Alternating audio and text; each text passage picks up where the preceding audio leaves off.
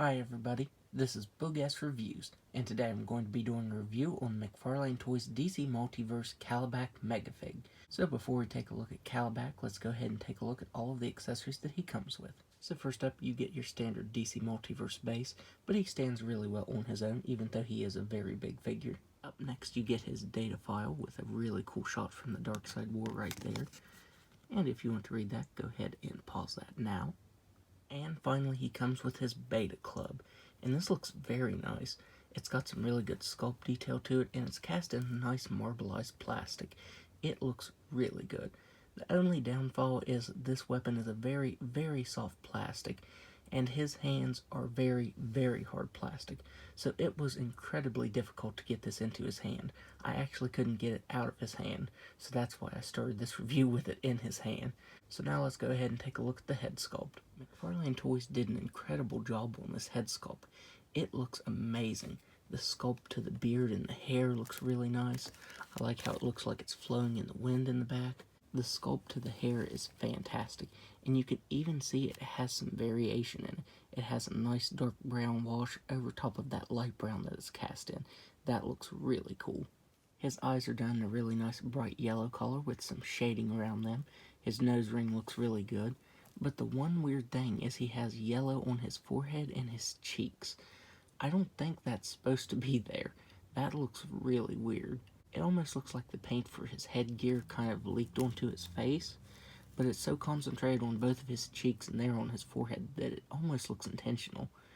But yeah, that's my only complaint with this head sculpt.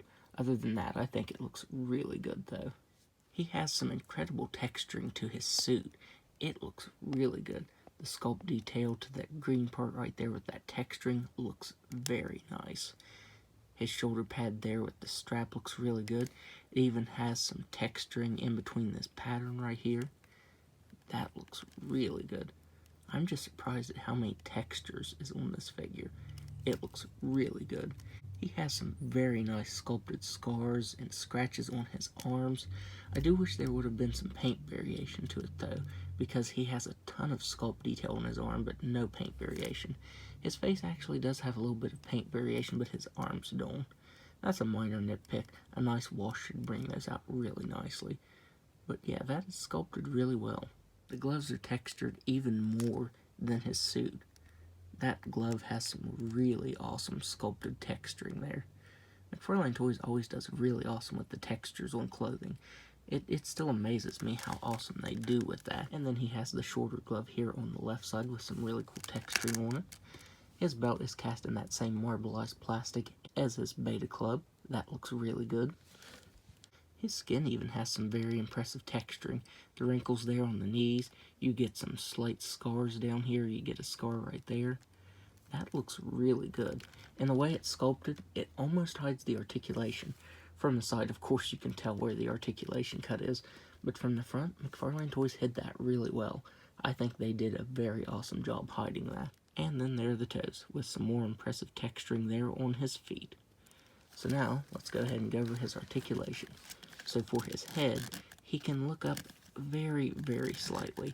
He can look down very slightly, but his head can kind of shift back and forth like that. He can move his head side to side very nicely. He has ball-jointed shoulders that can move all the way out. He doesn't have butterfly joint, but you do get a little bit of rotation there. He has single-jointed elbow that can bend in that far.